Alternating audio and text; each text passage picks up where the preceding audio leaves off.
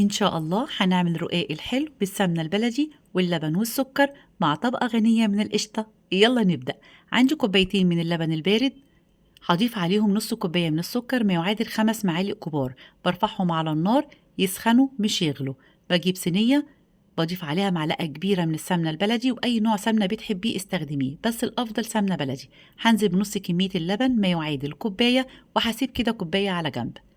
هضيف باكت فانيليا، هقلبهم، واي رقاق بقى متبقي عندك من العيد استخدميه. باخد اول ورقه ببلها في اتجاه واحد بس، مش هبلها من الناحيه التانية عشان هستخدم صينيه الومنيوم، فمش عايزاها تلزق معايا حتى لو انا دهناها سمنه، عشان ده بيكون سكر ولبن، فهبلها من فوق، اما من تحت فمش هبلها. اما باقي ورق الرقاق فهبله في الاتجاهين يمين وشمال بالشكل ده.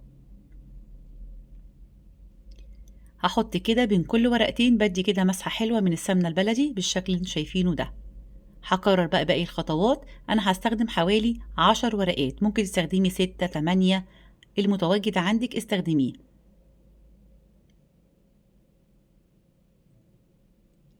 ادي الورقة الخامسة، بحطيها كده معلقة كبيرة من القشطة تديها طعم حلو جدا. أنا النهاردة هحشيها بالزبيب وجوز الهند، هديها رشة كده بالزبيب وجوز الهند. لو عايزاها سادة استخدميها، أو عايزاها بالكاستر استخدميه، اللي بتحبيه استخدميه.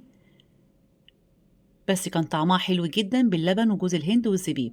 وهنزل بباقي الورق، يعني حوالي كلهم 10 ورقات، 5 تحت و5 فوق.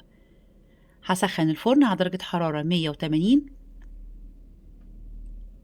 وأول ما بتطلع معايا تاخد اللون الذهبي الحلو ده، سامعين بقى القرمشة حلوة جدا، بنزل عليها بكوباية اللبن المحلاه بالسكر. شايفين بتشربه حلوة قوي وريحتها جميلة جدا. هديها بقى برضو معلقة كبيرة كده من القشطة تخليها طرية جدا وطعمها حلو قوي. القشطة دي وش اللبن. هغطيها 10 دقايق. شايفين بقى اتشربت كل كمية اللبن وبقت طرية جدا. قطعيها بقى بالشكل اللي انتوا عايزينه. انا هقطعها النهارده كده شكل مثلثات، وهديها كده رشه بسيطه كده، جزء هديه رشه بالسكر البودره، والجزء التاني هسيبه كده بالقشطه.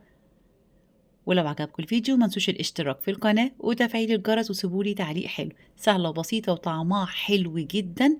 شايفينها بقى محشيه وكمان غرقانه باللبن. جربوها وبالهنا والشفا.